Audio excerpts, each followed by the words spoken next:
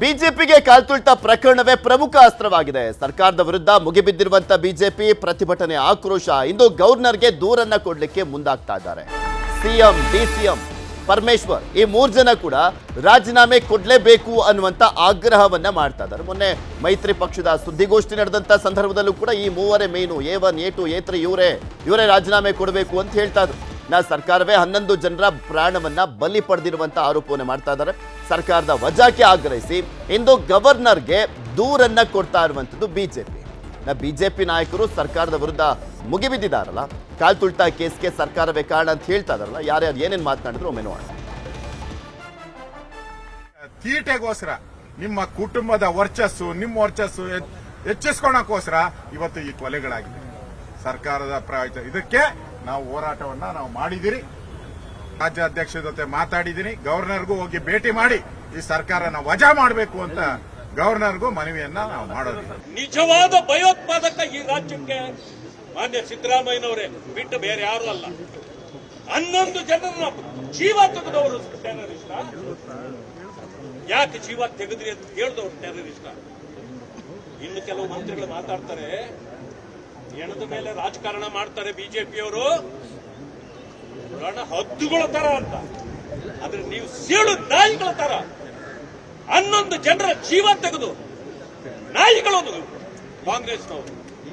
ನಾನು ಎಕ್ಕಿಂತ ಹೇಳ್ತೇನೆ, ಸೀಳು ನಾಯಿಗಳು ನೀವು. ನೀವು ಮಾನ ಮರ್ಯಾದೆ ಇಲ್ಲದೆ ಇಂಥ ಒಂದು ದಂಧೆಯಲ್ಲಿ ಬಿದ್ದಿರ್ತಕ್ಕಂಥ ನೀವು ಈ ರೀತಿ ಜನರ ಪ್ರಾಣ ತೆಗೆಯೋದು.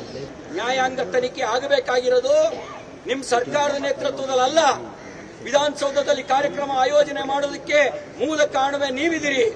ನಿಮ್ಮ ಮೇಲೆ FIR ಬುಕ್ ಆಗಬೇಕು. A1, A2 CM, deputy CM ಆಗಬೇಕು.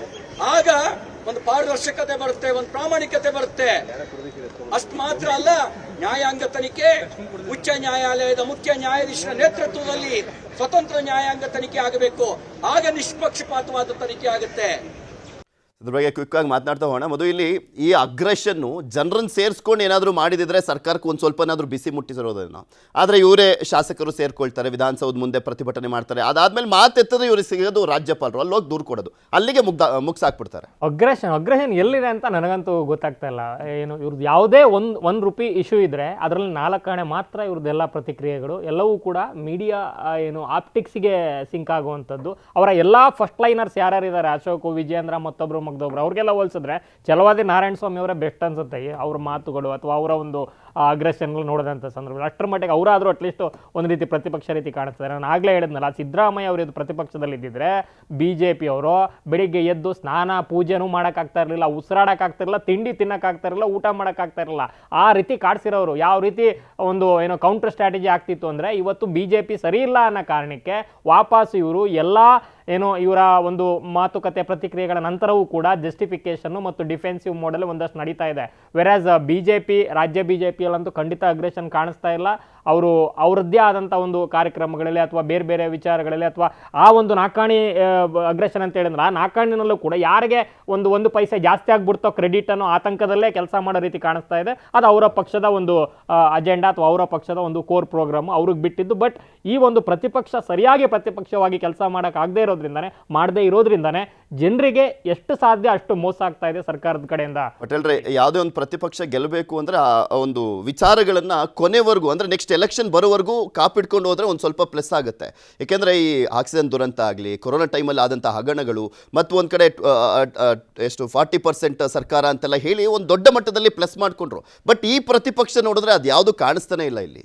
ಅಫ್ಕೋರ್ಸ್ ನಿಮಗೆ ಜನರ ಪರವಾಗಿ ವಿಪಕ್ಷಗಳು ಬೊಗಳುವ ನಾಯಿ ಥರ ಕೆಲಸವನ್ನು ಮಾಡಬೇಕು. ಅವರು ನಿಮಗೆ ರಚನಾತ್ಮಕವಾಗಿ ಕ್ರಿಯಾತ್ಮಕವಾಗಿ ಸರ್ಕಾರವನ್ನು ಬಡಿದೆಚ್ಚರಿಸ್ತಕ್ಕಂಥ ಹೋರಾಟಗಳಾಗಬೇಕು. ಸಮಸ್ಯೆ ಅಂತೇಳಿದ್ರೆ ಭಾರತೀಯ ಜನತಾ ಪಕ್ಷದಲ್ಲಿ ಒಂದು ಕಡೆ ಕ್ರೆಡಿಟ್ ವಾರ್ ಆರಂಭ ಆಗಿರ್ತಕ್ಕಂಥದ್ದು, ಮತ್ತೊಂದು ಕಡೆ ಲೀಡರ್ಶಿಪ್ ವಾರ್. ಒಬ್ರನ್ನ ಕಂಡ್ರೆ ಒಬ್ರಿಗೆ ಆಗಲ್ಲ, ಮತ್ತೊಬ್ರು ಕಂಡ್ರೆ ಮತ್ತೊಬ್ರಿಗೆ ಆಗಲ್ಲ. ಮತ್ತು ಎಲ್ಲ ಭಾರತೀಯ ಜನತಾ ಪಕ್ಷ ನಾಯಕರುಗಳಿಗೆ ಭಾಳಷ್ಟು ವ್ಯವಹಾರಗಳಿರ್ತಕ್ಕಂಥದ್ದು, ವ್ಯಾವಹಾರಿಕ ಸಂಬಂಧಗಳಿರ್ತಕ್ಕಂಥದ್ದು ಮತ್ತು ರಾಜಕೀಯ ಸಂಬಂಧಗಳಿಗಿಂತಲೂ ಕೂಡ ಅವರಿಗೆ ಕೌಟುಂಬಿಕ ಸಂಬಂಧಗಳಿರ್ತಕ್ಕಂಥ. ಹಾಗಾಗಿ ನೇರವಾಗಿ ಯಾರನ್ನು ದೂಷಿಸಲ್ಲ. ಯಾಕಂದರೆ ವ್ಯಾವಹಾರಿಕ ಸಂಬಂಧ ಹಾಳೋಗ್ಬಿಟ್ರೆ ನಿಮಗೆ ಅವರ ಸಾಮ್ರಾಜ್ಯ ಪತನ ಆಗುತ್ತೆ. ಹಾಗಾಗಿ ಭಾಳಷ್ಟು ಭಾಳಷ್ಟು ಜನರದ್ದು ಬಿಸ್ನೆಸ್ಗಳಿದ್ದಾವೆ, ರಿಯಲ್ ಎಸ್ಟೇಟ್ ಇದೆ, ಕಂಪನಿಗಳಿದ್ದಾವೆ, ಸ್ಕೂಲ್ಸ್ಗಳಿದ್ದಾವೆ, ಎಲ್ಲವೂ ಕೂಡ ರೂಲ್ಸ್ ವೈಲೆನ್ಸ್ ಆಗಿದ್ದಾವೆ.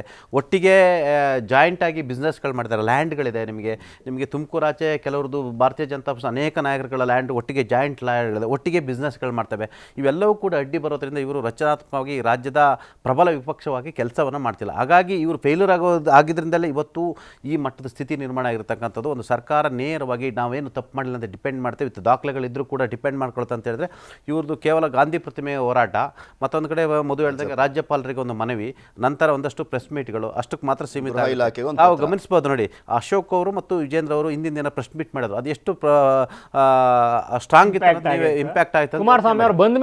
ಕುಮಾರಸ್ವಾಮಿ ಒಂದು ಪ್ರೆಸ್ ಮೀಟ್ ಮಾಡಿದ್ರು, ಅವರು ಆ ಪ್ರೆಸ್ ಮೀಟ್ನ ಕಾರಣದಿಂದ 2 ಜನರ ಮೇಲೆ ನೇರವಾಗಿ ಆರೋಪ ಮಾಡಿದ್ರು, ಈ ರಾಜ್ಯದ ಗುಪ್ತಚರ ಇಲಾಖೆ ವೈಫಲ್ಯ ಅಂತ ಹೇಳಿದ್ರು. ಮತ್ತೊಂದು ಕಡೆ ಓಪನ್ ಆಗಿ ಇಡೀ ಕಾರ್ಯಕ್ರಮಕ್ಕೆ ರೂಪುರೇಷೆ ಮತ್ತು ಬಲವಂತ ಮಾಡಿ KC ಎಲ್ಲ ಕನೆಕ್ಷನ್ ಕೊಟ್ಟಿದ್ದಂಥವ್ರು MLC ಆಗಿರ್ತಕ್ಕಂಥ ಮುಖ್ಯಮಂತ್ರಿ ಗೋವಿಂದರಾಜ್ ಅವರಿಗೆ ಗೋವಿಂದ ಅಂತ ಹೇಳೋ ಮುಖಾಂತರ ಸಂಜೆ ಒಳಗಡೆ ರಿಸಲ್ಟ್ ಬಂತು. ಅದೇನೇ ಇರ್ಬೋದು, ಅಥವಾ ಸರ್ಕಾರ ಮೊದಲೇ ಪ್ಲಾನ್ ಮಾಡಿತ್ತು ಏನೋ ಗೊತ್ತಿಲ್ಲ. ಆದರೆ ಕುಮಾರಸ್ವಾಮಿಯವರ ಆ ಒಂದು ಪತ್ರಿಕಾಗೋಷ್ಠಿಯ ಕಾರಣಕ್ಕಾಗಿ ಮತ್ತು ಸರ್ಕಾರದ ವಿರುದ್ಧ ವಾಗ್ದಾಳಿ ಮಾಡಿದ್ದಕ್ಕೆ ಮತ್ತು ಅವರು ವಾಗ್ದಾಳಿಯಿಂದ ಹಲವಾರು ಕಾರಣಗಳನ್ನು ಕೊಟ್ಟಿದ್ದಕ್ಕೆ ಅನಿವಾರ್ಯ ಸರ್ಕಾರ ಗುಪ್ತಚರ ಇಲಾಖೆಯ ಮುಖ್ಯಸ್ಥ ಆಗಿರ್ತಕ್ಕಂಥ ಹೇಮಂತ್ ನಿಂಬಾಳ್ಕರ್ ಅವರನ್ನ ಬದಲಾವಣೆ ಮಾಡ್ತು.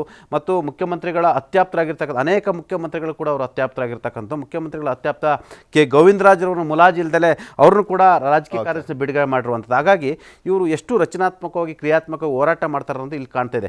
ರಾಜ್ಯದಲ್ಲಿ ಅನೇಕ ಸಮಸ್ಯೆಗಳಿದೆ. ಒಂದು ಗ್ಯಾರಂಟಿ ಒಂದು ಇಟ್ಕೊಂತಾರೆ, ಗ್ಯಾರಂಟಿ ಒಂದು ಫಿಕ್ಸ್ ಇವರು ಪ್ರೆಸ್ ಮೀಟ್. ಅದೊಂದು ಗುರಾಣಿ ಯಾವಾಗಲೂ ಸಿದ್ದರಾಮಯ್ಯ ಅವರು ಹೇಳ್ತಾರೆ, ನಾನು ಹಿಂದುಳಿದ ವರ್ಗಗಳ ನಾಯಕ, ಅದಕ್ಕೆ ತುಳಿತಾ ಇದ್ರಲ್ಲ ಅಂತ. ಅದೊಂದು ಗ್ಯಾರಂಟಿ ಹಂಗೆ ಜನರ ಸಮಸ್ಯೆ ಬಹಳಷ್ಟಿದೆ. ಆಮೇಲೆ ನಿಮ್ಗೆ ಗೊತ್ತಿರಲಿ, ಇಲ್ಲಿ ಇವ್ರ MLAಗಳಿಗೆ ಬೆಂಗಳೂರಲ್ಲಿ ಇವರ MLAಗಳಲ್ಲಿ ರೋಡ್ ತಿರ್ಗಾಡಕ್ಕಾಗಲ್ಲ, ಪಾರ್ಕ್ಗಳು ಕಿತ್ತೋಗಿದೆ, ಇವರೇ ಹೋರಾಟವನ್ನು ಹೈಕಮಾಂಡ್ ಇಂದ ರಾಜ್ಯ ಬಿಜೆಪಿ ಮೇಲೆ ಯಾವಾಗ ಸ್ಟ್ಯಾಂಪೇಡ್ ಆಗುತ್ತೋ ಗೊತ್ತಿಲ್ಲ, ಹಿಂಗೆ ಹೋದ್ರೆ. ಓಕೆ, ಧನ್ಯವಾದ ಮಧು ಆಗೆ ಪಟೇಲ್ ಇಷ್ಟೊತ್ತಂಗ ಜಾಯ್ನ್ ಆಗಿ ವಿಶ್ಲೇಷಣೆ ಮಾಡಿದ್ದಕ್ಕೆ. ಇದಾಗಿತ್ತು ಇವತ್ತಿನ ಮಾತುಕತೆ. ನೋಡ್ತಾ ಇರಿ ನ್ಯೂಸ್. ಕಾಲ ನಮ್ಮದು, ಬಲ ನಿಮ್ಮದು.